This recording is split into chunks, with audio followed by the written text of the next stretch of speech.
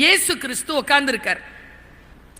அது என்னன்னு தெரியல. இயேசு கிறிஸ்துவனுடைய படத்தை நீங்க பார்த்தீங்கன்னா அது ஒரு சாந்த சொரூபமா இருக்கும். அவர் நேர்ல எப்படி இருந்தாருன்னு யாருக்கும் தெரியாது. ஒரு சாந்த சொரூபமா அவர் ஒரு பாறையில் உட்கார்ந்துருக்கார். அவருடைய ஆடையெல்லாம் அப்படி கீழே அப்படி கிடக்குது. அது ஒரு சின்ன ஒரு சட்டத்துக்குள்ள பார்த்த அந்த படத்தை. அவர் கையில ஒரு ஆட்டுக்குட்டியை வச்சிருந்தார். அந்த ஆட்டுக்குட்டியினுடைய முகம் இருக்குல்ல, அதையே நான் பார்த்துருந்தேன். இயேசு கிறிஸ்து முகத்தை பார்க்கல. அந்த முகத்தை பார்த்த உடனே மனசுக்குள்ள ஒரு சின்ன ஜெலஸ் வந்தது. அது எவ்வளவு கொடுத்து வச்ச ஆட்டுக்குட்டி, இயேசுநாதர் மடியில் உட்கார்ந்துருக்கு. அவர் இப்படி பார்த்துருக்க, அந்த குட்டியை பார்க்கல, அவர் வெளியில் இப்படி பார்த்துட்டு இருக்கார். அவர் பார்வையில் மேய்ச்சல் நிலத்தில் நிறைய ஆடுகள் இருக்கு. ஃபாதர், கிறிஸ்துவா மாறக்கூடாது, கிறிஸ்டியனா மாறக்கூடாது, ஆனா மடியில் அவர் மடியில் உட்கார்ற ஆடா மாறணும். என்ன செய்யறது சொல்லுங்க? அவர் சொன்னார், எதுக்கு உனக்கு அந்த ஆசை?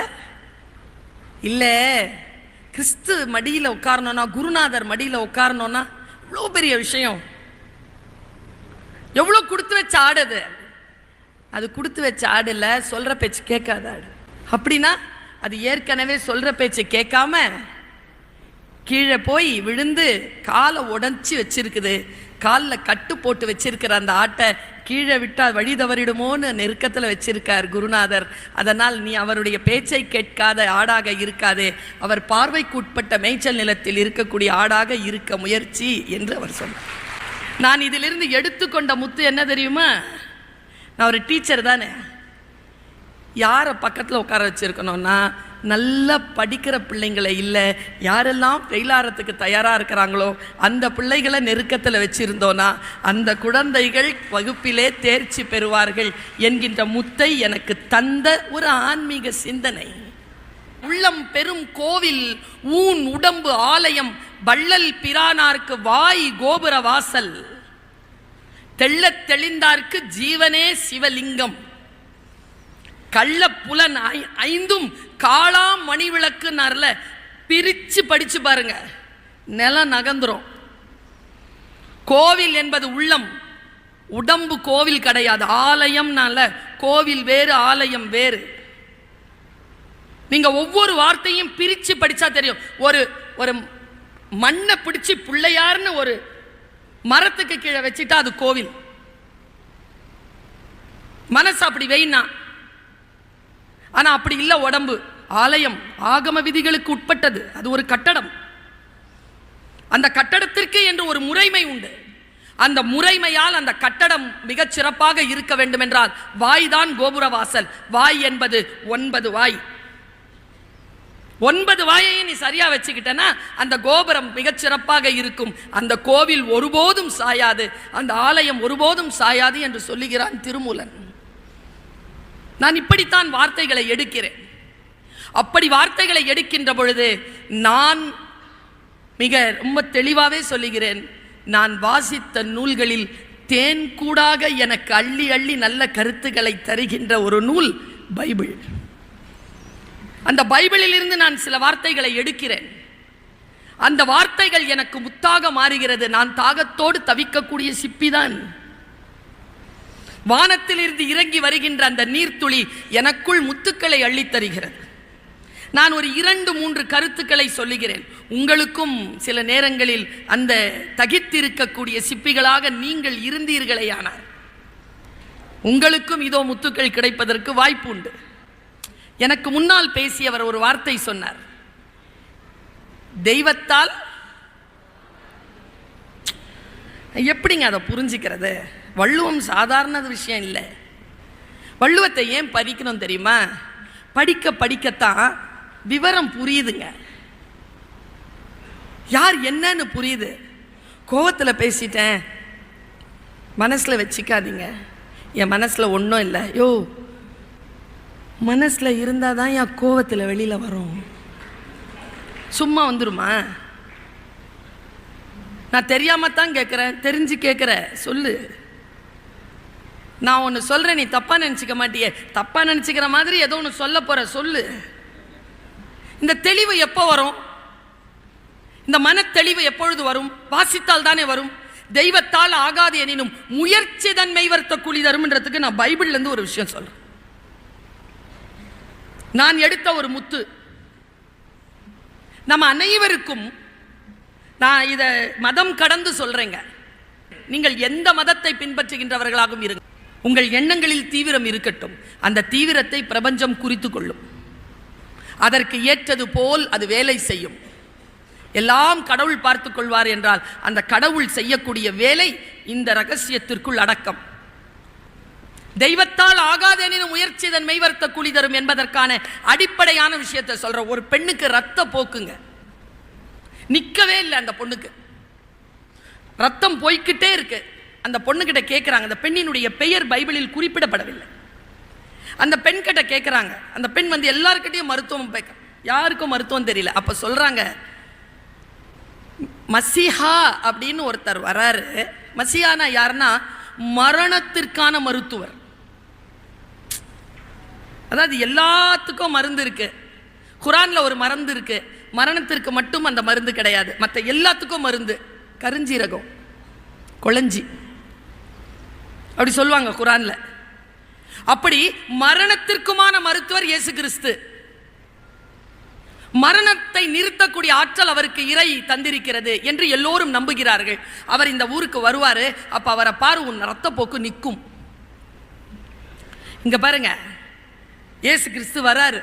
இந்த பொண்ணு போய் நிக்குது. ரொம்ப கூட்டம், பெரும் கூட்டத்தில் இயேசு கிறிஸ்து போய்கிட்டு இருக்கார். கூட்டம் நெருக்கடிச்சிட்டு இருக்கு. அது என்ன மாதிரி போல இருக்கு. அந்த பொண்ணு எப்படியாவது அந்த இலக்கை அடையணும்னு உள்ள நுழைஞ்சு போயிடுச்சு கிட்ட. ஆனா போனாலும் மக்கள் போக விடல. எட்டி, ஐயா நான் உங்களை பார்க்கதாயா வந்திருக்கேன்னு போகிறாங்க. அவங்க அங்கி மட்டும் இருக்கு. அந்த அங்கியை பிடிச்சிருச்சு அந்த அம்மா. கூட்டம் ஐயாவை தள்ளிட்டு போயிருச்சு. ஏசு ஐயாவை தள்ளிட்டு போயிடுச்சு. அந்த பிடிச்ச பொண்ணு கையிலேருந்து துணி நழுவிருச்சு. அது கூட்டத்தில் அப்படியே நிற்கிது. நின்று திரும்பி வருது. ஏசையாவை பார்க்க முடியல, திரும்பி வருது. இப்போ பைபிளில் இயேசு பேசுகிறார். இதுதான் மெட்டீரியல். என்ன பேசுகிறார் தெரியுமா? பக்கத்தில் இருக்கவங்க கிட்ட கேட்டார், யார் என்னை தொட்டது? கூட இருக்கிறவங்க சொன்னாங்க, ஆயிரக்கணக்கானவர்கள் உங்களை தொட்டு கொண்டு வருகிறார்கள். யார் என்று சொல்லுவது ஆண்டவரே? இல்லை, யாரோ ஒருவர் விசுவாசத்துடன் என்னை தொட்டார், என் உடம்பில் இருந்து வல்லமை புறப்பட்டதுன்னார். தெய்வத்தால் ஆகாதெனினும் முயற்சி தன் மெய்வர்த்த கூலி தரும். நான் பாருங்க, அவன் நம்பினால அவர் உடம்புல இருந்த வந்துருச்சு வெளியில. அவர் யோசிக்கல, அவர் தரணும்னே நினைக்கல. தெய்வத்தால ஒண்ணுமே இல்லை, அவர் பாட்டுக்கு நடந்துகிட்டு இருக்கார். ஆனால் போய் அவ விசுவாசத்துடன் பிடிச்ச உடனே வல்லமை புறப்பட்டது. இப்படி சொல்கிறது. கேன்சருக்கு எதுங்க மருத்துவம்? நம்பிக்கை என்கிறதுங்க ஆழமான மருத்துவம். ஆழமாக நினை, உனக்கு குணமாகும் என்று நீ நினை. இந்த நினைவு இருக்கு இல்லையா, இந்த விசுவாசத்தை பலப்படுத்துகிறது கிறிஸ்துவ நூல். யார் கொடையாளர்கள்? பணக்காரங்களா? பணக்காரங்களாம் கொடையாளர்கள் நினைக்கிறீங்களா? கிடையாது. யார் மனக்காரர்களோ அவர்கள் தான் கொடையாளர். அள்ளி கொடுக்கிறவன் இல்லையா கொடையாளர்? கையில வந்த உடனே அள்ளி கொடுக்குறாங்கல்ல, வள்ளல்ன்றவன் கிடையாது. நான் சொல்றேன் யார் வள்ளல்னு. வலிக்க வலிக்க எவன் ஒரு கிள்ளி கொடுக்கிறானோ அவன்தான் கொடையாளன். அவனுக்கு வலிக்கணும், கொடுக்கும்போது வலிக்கணும். 5000 ரூபாய் தான் இருக்கு, அதிலிருந்து ஒரு 1000 ரூபாய் எடுத்து கொடுக்கறதுக்கு வலிக்கும். நான் பைபிளில் இருந்து ஒன்று சொல்லுகிறேன். ஜீசஸ் கிளம்புறார். சபை கட்டணம் இருக்கு. எல்லார்கிட்ட இருந்து காசு கலெக்ட் பண்றார். கலெக்ட் பண்ணும் பொழுது ஒரு ஐஸ்வர்யவான், அப்பொழுதுதான் பைபிளில் இந்த வாசகம் வருது, ஊசியின் காதுகளில் ஒட்டகம் நுழைந்தாலும் நுழையுமே தவிர ஒருபோதும் ஐஸ்வர்யவான் சொர்க்கத்தின் வாசலுக்குள் நுழைவதில்லை. ஏன் இந்த வார்த்தை வந்துச்சு உள்ள? நான் ஒரு முத்தெடுத்து கொடுக்கிறேன் உங்களுக்கு. என்ன வார்த்தை இது? ஏன் ஐஸ்வர்யவான்கள் உள்ளே போக முடியாது என்று சொல்கிறது பைபிள்? காசு படைத்தவர்களை பாவி என்கிறதா? இல்லை. விஷயத்தை பாருங்க எப்படி இருக்கு, நுட்பம் பாருங்க எப்படி இருக்கு. போறாங்க, எல்லாரும் காசு கொடுக்கறாங்க. அன்னைக்கு மத்தியானம் லஞ்சு. இயேசு கிறிஸ்து ஒரு வயதான பெண் வீட்டுக்கு போறார். இந்த ஐஸ்வர்யவான் மரத்து மேல ஏறி நின்று பார்க்கிறார், இந்த ஆள் எங்க போறாருன்னு. அவர் போனவர் ஒரு ஏழை பாட்டி வீட்டுக்கு போறார். அங்க பழையதை சாப்பிடுறார். சாப்பிட்டு திரும்பி வரும்போது ஐஸ்வர்யவாயின் கேட்கிறான், நல்லா தெரிஞ்சுக்கோங்க, நீ சம்பாதித்த அத்தனையையும் நீ செய்தாலும், நீ கொடுத்தாலும், அன்னதானம் கொடுத்தாலும், அன்பு உனக்கு இராவிட்டால் ஏதும் இல்லை என்கிறது பைபிள். கொரிந்தியர். அன்பு சகலத்தையும் தாங்கும், சகலத்தையும் சகிக்கும், சகலத்தையும் நம்பும், சகலத்தையும் விசுவாசிக்கும். அன்புக்கு பொறாமை இல்லை, அன்பு தற்புகழ்ச்சியை நாடாது, அன்பு சத்தியத்தில் சந்தோஷப்படும், அன்பு அநியாயத்தில் ஒருபோதும் சந்தோஷப்படாது என்கின்ற ஸ்டேட்மெண்ட் பைபிள்ல இருக்கு. கொரிந்தியர் 2:13 அதிகாரம். ஐஸ்வர்யவான் கேட்கிறான், நான் 100 ரூபாய் கொடுத்தேன், நான் 100 ரூபாய் கொடுத்தேன். பாருங்க, உபனிஷதத்தில் இந்த வார்த்தை வருது. ரிஷிபங்கனுக்கு அளிக்கப்பட்ட மிகப்பெரிய அறிவுரை என்ன தெரியுமா? ஒருவன் எல்லாவற்றையும் அன்னதானத்தை கொடுத்தாலும் அவனுக்கு சொர்க்கம் கிடையாது. ஏனென்றால் சொர்க்கம் கிடைக்கும் என்பதற்காக அவன் அன்னதானம் தந்தான். இப்படி சொல்கிறது உபனிஷதம். பைபிள் என்ன சொல்லுது பாருங்க. நான் 100 ரூபாய் கொடுத்தேன், என் வீட்டில் சாப்பாடு இருக்கு, நீங்க வரல, அவன் 1 ரூபா தான் கொடுத்தா, அந்த பெண் வீட்டுக்கு போய் சாப்பிட்டீங்க. இயேசு கிறிஸ்து பதில் பாருங்க. தலைவருங்க அங்கெல்லாம், they are leaders. அந்த தலைவர் சொன்ன பதில் என்ன தெரியுமா? பல பேருக்கு அவர் இறை. மிகச்சிறப்பாக தன்னுடைய 33 வருஷம் தாங்க வாழ்ந்தார். 29 வருஷம் வரைக்கும் ஒரு கார்பெண்டருங்க. 4 வருஷம் தான் களத்துல போராடினார், கொலை உண்டார். இல்ல, கொன்னுட்டார். அந்த 3 வருஷத்தில் அவர் செஞ்சது என்ன? அவர் சொல்றார், நீ 100 ரூபாய் கொடுத்த, உண்மைதான். அவ 1 ரூபா கொடுத்த, உண்மைதான். என்ன வித்தியாசம் தெரியுமா? நீ உன்கிட்ட இருந்ததுல 100 ரூபா கொடுத்த, அவ தங்கிட்ட இருந்தது எல்லாத்தையும் சேர்த்து 1 ரூபாவா கொடுத்த. கொடை எது? தங்களுக்கு கொடுக்கும் போது எப்படி கொடுக்கணும், அந்த மனம் எப்படி இருக்க வேண்டும்? இந்த மனம் இருக்கு இல்லையா, இந்த மனதிற்கு விளக்கம் தருகிறது பைபிள். நான் யோசிக்கிறேன்னா, அன்புக்கு ஏதுங்க விளக்கம்? ஆர்வலர் புன்கண்ணீர் பூசல் தரும்னா வள்ளுவன் அங்கதானே போய் நிற்க வேண்டியிருக்கு. நான் இப்படி சொல்றேன், முஸ்லிம்களுக்கெல்லாம் குரான் வேதம், கிறிஸ்துவர்களுக்கெல்லாம் பைபிள் வேதம், இந்துக்களுக்கெல்லாம் உபநிடதங்களும், தமிழில் இருக்கக்கூடிய சைவ சமய பேரிலக்கியங்களும் அவர்களுக்கான நம்பிக்கை நூல்கள். ஆனால் நம் ஒட்டுமொத்த தமிழர்களுக்கு ஒரே வேதம்தான். அந்த வேதத்திற்கு பெயர் திருக்குறள். நம் அடையாளம் அது. எங்க போனாலும் அவங்ககிட்ட தான் போய் நிற்க வேண்டியதா இருக்கு. எங்க போனாலும் அங்கதான் நிற்க வேண்டியதா இருக்கு. வந்து தீயினால் சுட்ட புண், அப்புறம் எங்க தெரியுமா நுட்பமா படிக்கணும்? காலம் போக போக நுட்பம் வருதுன்னு பாருங்க. ஆறாது அப்படின்னு சொன்னாலும் பரவாயில்ல. தீயினால் சுட்ட புண் உள்ள ஆறும், ஆறாதே, அவன் தான் வள்ளுவன். அதான் கவிதை. ஆறாதே நாவினால் சுட்டவள், தன்னெஞ்சறிவது பொய்யற்க, பொய்த்த பின் தன்னெஞ்சே தன்னை சுடும். இந்த ஏகாரத்துக்கு பொருள் உண்டு, அந்த நீட்சிக்கு பொருள் உண்டு. வாழ்க்கை நுட்பங்களால் ஆனதுதான், டீட்டெயிலிங்ல இருக்கிறது தான் வாழ்க்கை. அந்த டீட்டெயிலிங்கை நம்ம புரிஞ்சுக்கிறது. அதனால் தான் அவர் சொன்னார், நிறைய பேருக்கு வழிபாடு செய்ய தெரிகிறதே தவிர சமயம் சொல்லுகின்ற கொள்கைகளும் அதனுடைய உட்பொருளும் ஞானமும் புரிவதே இல்லை என்று சொன்னார். கவிஞர்களால் மட்டுமே தான் உலகத்தை வித்தியாசமாக பார்க்க முடியும். இயேசுவை வந்து சிலுவையில் தொங்க விட்டுருக்கான். ஒரு லெபனான் கவி இப்படி பார்க்குறான். இது அழகிய பெரியவன் எனக்கு சொன்னது. அவன் சொல்கிறான், அவன் 4 வார்த்தையில் எழுதினான். அவனை முள்கிரீடம் இப்படி போட்டிருக்காங்க இயேசு கிறிஸ்துக்கு. ரத்தம் வடியுது. அவன் எழுதுறான், என்ன கருணையான உலகம், முல்லை விதைத்தால் ரோஜா அல்லவா முளைக்கிறது. அவர் பாவமே செய்யலிங்க, எல்லா பாவமும் செய்யாதீங்கப்பான்னு சொன்னதனால தூக்கல் இடப்பட்டார். இதுதான் இயேசு கிறிஸ்துவின் வரலாறு. அவர் சொல்றாரு, கடைசியா வரைக்கும் சொல்றாரு, இறைவா இவர் என்ன செய்கிறார் என்பதனை தெரியாமல் செய்கிறார், இவரை மன்னியும்னு வாழ்க்கையின் கடைசி துளி வரைக்கும் அன்போடு இருக்க முடியுமா? அப்படி அன்பாக இருந்தவரை பற்றி தானே நாம் பேசிக்கொண்டிருக்கிறோம். அன்புதான், சகலமும் அன்புதான். அந்த பைபிள் வார்த்தைகள் எல்லாம் ஒன்றுக்கு பின்னால ஒன்று, ஒன்றுக்கு பின்னால ஒன்று விளக்கம் கொடுத்துக்கிட்டே இருக்கு. உள்ளவனுக்கு தரப்படும், இல்லாதவனிடம் இருந்து இருப்பதும் எடுத்துக்கொள்ளப்படும். அது எப்படி? இல்லாதவனுக்கு தானே ஏன் கொடுக்கணும்? உள்ளவனுக்கு தரப்படுமா? இல்லாதவனிடம் இருந்து இருப்பதும் எடுத்துக்கொள்ளப்படும். அது எப்படி நியாயம்? நான் வாசிக்கிறேன். ஒருத்தர் வெளியில் போகும்போது ஒருத்தர்கிட்ட 4 காசு, ஒருத்தங்கிட்ட 2 காசு, ஒருத்தங்கிட்ட 1 காசு கொடுத்துட்டு நான் வரத்துக்கு ஒரு 6 மாதம் ஆகும், இந்த காசை வச்சுட்டு ஏதாவது ஒரு உருப்படியாக பண்ணி வைங்க, வந்தால் கணக்கு கேட்பேன்ட்டு போயிட்டார். 6 மாதம் கழித்து வந்தார். 4 காசு கொடுத்தவன் அதை 8ஆக்கி வச்சிருந்தான் பிஸ்னஸ் பண்ணி. கொஞ்சம் தான் கொடுத்தேன், எல்லாவற்றையும் சிறப்பாக்கி இரட்டிப்பாக்கி வைத்திருக்கிறார். சகல விஷயங்களுக்கும் உன்னை நான் அதிகாரி ஆக்குகிறேன். 2 காசு கொடுத்தவன் 4 ஆக்கியிருக்கான். இன்னும் சிறிதாக கொடுத்தேன், அதையும் இரட்டிப்பாக்க வைத்திருக்கிறாய். உன்னை சகல விஷயங்களுக்கும் உன்னை அதிகாரி ஆக்குவேன். நம்மாள் ஒத்த காசு எங்கப்பா இரு, நேராக போய் அந்த ஒத்த காசை எடுத்துட்டு இருந்த கையில் கொடுத்துட்டு, இங்க பாரு 1 ரூபா கொடுத்துட்டு திரும்பி வருவேன், கணக்கு சொல்லணும்னு சொன்னேன்.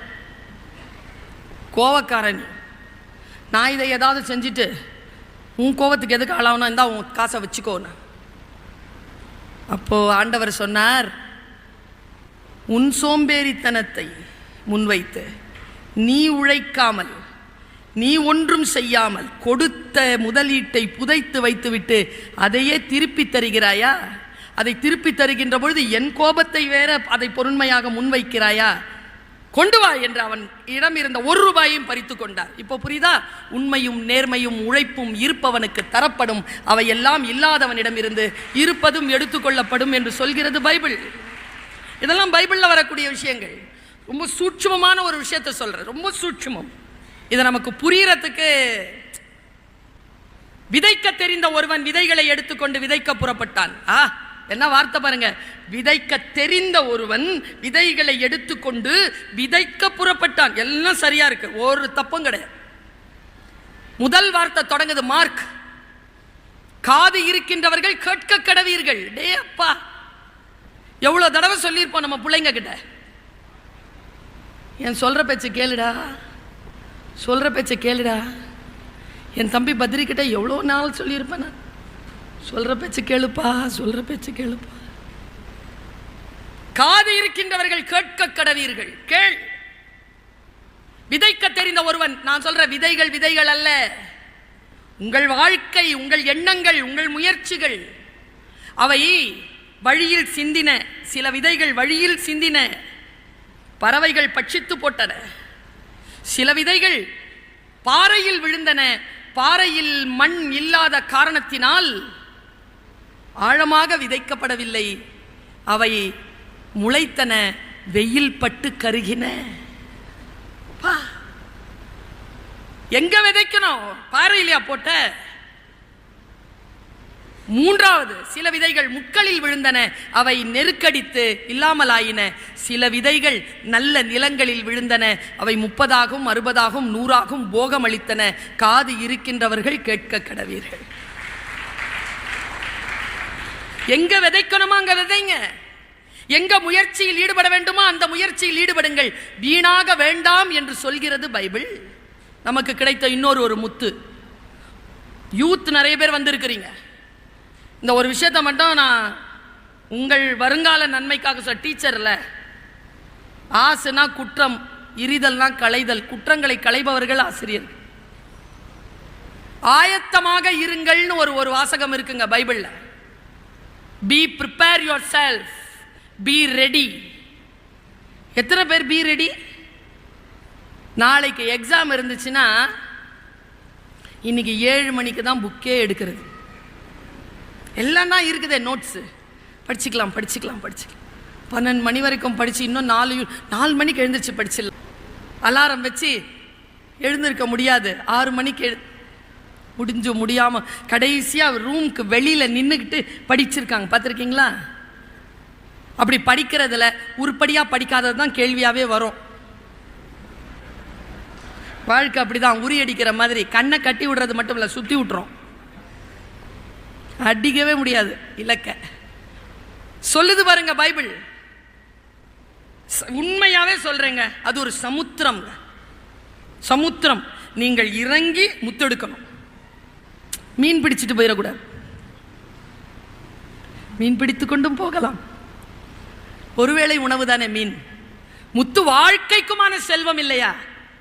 வாழ்க்கைக்குமான செல்வத்தை சொல்கிறேன் பாருங்க. ஆயத்தமாக இருங்கள்னு அசிரீரி ஒன்று வருதுங்க காதல. கன்னிமார்கள் தூங்கிக் கொண்டிருக்கிறார்கள். ஆயத்தமாக இருங்கள், உங்கள் மணாளன் வந்து விட்டார். கடவுடன் எந்திரிக்கிறாங்க. பைபிளை படிச்சீங்கன்னா அவ்வளவு ருசியா இருக்குங்க. அந்த பகுதிகள் எல்லாம் படிச்சீங்கன்னா கீழே வைக்கவே முடியாது. ஒரு மர்ம நாவலை படிக்கிற மாதிரி இருக்கும். வந்துட்டார். இந்த 10 கன்னிமார்கள் இருந்தாங்க போல, அத்தனையே எந்திரிச்சிருச்சு. ஓ போலாம் போலாம். அதுல புத்திசாலி கன்னிமார்கள், வார்த்தையை பாருங்க, யூத். புத்திசாலி கன்னிமார்கள் எப்போ வருவார்னு நேரம் சொல்லலை. போய் நிற்போம், லேட் ஆயிடுச்சுன்னா இருட்டாயிடுமே. தீப்பந்தங்களை எடுத்துக்கொண்டார்கள். அதிலும் அதி புத்திசாலியான கன்னிமார்கள் கூடுதலாக எண்ணெயையும் எடுத்துக்கொண்டார்கள். பாருங்க, ஃபர்ஸ்ட் ப்ரிப்பரேஷன், அப்புறம் ஆயத்தமாகிறது, கூடுதலாக ஆயத்தமாகிறது. நாம எல்லாருமே கூடுதல் ஆயத்தமாகணும். வாழ்நாட்களுக்குள்ள சாவரத்துக்குள்ள இந்த விஷயம் பண்ணி முடிக்கணும்னா 75 வருஷம் ஆகும். ஒரு வேலையை பண்ணணும்னா 35 வருஷத்துல முடிக்கணும்னா 40 ஆண்டுகளை நீ சேகரிக்க வேண்டும் என்றால் நீ கூடுதல் ஆயத்தமாக வேலை செய்ய வேண்டும். இல்லை என்றால் உன்னால் அந்த இலக்கை அடைய முடியாது என்று சொல்கிறது பைபிள். சரியா எடுத்துக்கிட்டாங்களா? இங்கதான் இருக்குது மேட்டர். போகும்போது போனாங்களா, இந்த புத்தியற்ற கன்னிமார்கள்னே போடுது பைபிள் பேர. புத்தியற்ற கன்னிமார்கள் அவர்கள் தீப்பந்தங்களை எடுத்ததை பார்த்தவுடன் தானும் எடுத்துக்கொண்டார்கள். சிலது இருக்குது என் கிளாஸ்ல 98 வாங்கிட்டு அழும். சிலது இருக்குது 2 வாங்கிக்கிட்டு சிரிக்கும். அது 98 கிட்ட சொல்லும், அழாத, என்கிட்ட இருக்குது உன் 2 மார்க்குன்னு. என்னன்னு தேப்பீங்க இதுங்கள? தேத்து எப்படி எடுக்கிறது? நோட்ஸா அதுங்க எடுத்தா இதுங்க எடுத்துக்கும், அதுங்க பென்சில் எடுத்தா இதுங்க எடுத்துக்கும். இதுங்களுக்குன்னு புத்தி கிடையாது. புத்தியற்ற கன்னிமார்கள், புத்திசாலி கன்னிமார்கள் தன் கையில் தீபங்களை ஏற்றுக்கொண்டவுடன் இவர்களும் தீப்பந்தங்களை எடுத்துக்கொண்டு வந்தார்கள். இதுங்களுக்கு தெரியல, அதுங்க கூடுதலா எடுத்துக்கினது. வந்து காத்திருக்கிறார்கள். நேரம் போகிறது, மணாளன் வரவில்லை. இவர்கள் தீப்பந்தத்தை எரிய வைத்துக் கொண்டார்கள். புத்தியற்ற கன்னிமார்களும் தீப்பந்தத்தை எரிய வைத்துக் கொண்டார்கள். மர்ம நாவலை படிக்கிற மாதிரியே இருக்கு. நேரம் போய்கொண்டே இருக்கிறது. தீபங்கள் அணையத் தொடங்கின. புத்திசாலி கன்னிமார்கள் தன்னிடத்தில் ஆயத்தமாக வைத்திருந்த எண்ணெயை ஊற்றி அந்த தீப்பந்தத்தை எரிய வைத்துக் கொண்டார்கள். புத்தியற்ற கன்னிமார்கள் புத்திசாலி கன்னிமார்களிடத்தில் கேட்டார்கள், எங்களுக்கும் கொஞ்சம் எண்ணெய் கொடுங்களேன். இது எக்ஸாமினேஷன்ல நான் எழுதுறேன், உன் பேப்பரை குடுன்னு சொல்ற மாதிரி. அவங்க சொன்னாங்க, எங்களிடத்தில் இல்லை, நீங்கள் எண்ணெய் விற்பனர்களிடம் போய் வாங்கிக் கொள்ளுங்கள். சரின்னு அவங்க எண்ணெய் விற்பனர்கள் கிட்ட போறாங்களா, வாங்கினாங்களா, பத்த வச்சாங்களா, திரும்பி வந்தாங்களா? அந்த நேரத்தில் மணாளன் வந்து போய்விட்டார். சொல்லுதுங்க பைபிள். போனவர் போய் கோயில்ல கன்னிமார்களோட கதவடைத்துக் கொண்டார். இப்ப புத்தியற்ற கன்னிமார்கள் வெளிச்சமான தீபத்தோடு கன்னிமார்களையும் காணாமல் மணாளன் வந்துவிட்டு போன தடத்தை பார்த்து உடனே கோவிலுக்கு ஓடுகிறார்கள். அன்பான தேன்கூடு தானே பைபிள். ஓடி போன கன்னிமார்களுக்கு என்ன பதில் சொல்கிறது பாருங்க. கதவு மூடி இருக்கிறது. கதவு தட்டுகிறார். உள்ளிருந்த ஆண்டவர் குரல் கேட்கிறது, யார்? நாங்கள் உங்களுக்காக காத்திருந்த கன்னிமார்கள். உங்களை நான் பார்க்க இல்லையே. நாங்கள் காத்திருந்தோம். நீங்கள் யார் என்று எனக்கு தெரியாது. நாங்கள் தீபத்தோடு திரும்பி வந்திருக்கிறோம். நான் தான் சொன்னேனே, நீங்கள் யார் என்று எனக்கு தெரியாது, நீங்கள் திரும்பி போங்கள். மணாளனை பார்க்காமலேயே புத்தியற்ற கன்னிமார்கள் திரும்பி போனார்கள் என்று பைபிள் சொல்லுகிறது. வாழ்க்கை ஒரு முறைதான் வாய்ப்பை கொடுக்கும். அந்த வாய்ப்பை மிகச் சரியாக பயன்படுத்திக் கொள்ள வேண்டும். You cannot step the river twice. உன் காலில் படுகின்ற நீர் இன்னொரு முறை உன் காலில் படுவதற்கு வாய்ப்பே கிடையாது. So stay alert. Stay alert.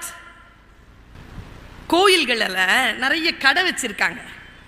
பாவ மன்னிப்புக்காக காசு கேட்குறாங்க. உள்ள நுழைஞ்சி அந்த கோயிலில் இருக்கக்கூடிய கடையெல்லாம் அடித்து உடைக்கிறாருங்க. எதற்காக கொல்லப்பட்டார் நினைக்கிறீங்க? அதிகாரத்திற்கு எதிராக எழுப்பப்பட்ட குரல், சமூக நீதி காக்க வேண்டும், கடவுள் பெயரால் யாரும் கொள்ளையடிக்க கூடாது என்கின்ற முதல் குரலை எழுப்பியதனால் கொலை செய்யப்பட்ட ஒரு ஆன்மீகவாதிதான் இயேசு கிறிஸ்து. அவர் உயிர் தெழுந்தார் என்பது மத நம்பிக்கை. நாம் அவருடைய வாழ்க்கையின் மூலமாக பெற்றுக்கொள்வது என்ன? நான் பைபிளை எதுக்கு தெரியுமா சொல்றேன்? வயதானவர்களுக்கு வழிகாட்டுவதற்காக அல்ல. யூத் இருக்கிறாங்கல்ல இளைஞர்கள், அவர்களுக்கான வாழ்க்கைக்கு வழிகாட்ட வேண்டும் என்பதற்காக. யார் என்ன சொன்னாலும் ஒரு புறம் இருக்கட்டும், என் வாழ்க்கைக்கு வழிகாட்டக்கூடிய சொல் உன்னிடத்தில் இருக்கிறதா? நான் ஒரு வார்த்தை சொன்னேன் ஒரு இடத்துல, பாம்பு கடிச்சிருச்சா? Don't chase the snake. பாம்பு கிட்ட போகாதீங்க.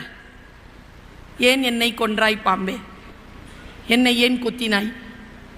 நான் உன் பக்கம் வந்தேனா? நீ ஏன் வந்து? பாம்பு கிட்டேருந்து ஒருபோதும் நியாயம் கிடைக்காது.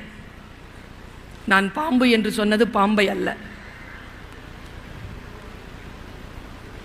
நம் உறவுகள், நம் நண்பர்கள், நாம் வேலை செய்யக்கூடிய இடத்தில் உடன் இருப்பவர்கள், எனக்கெல்லாம் நிறைய நடந்திருக்குங்க.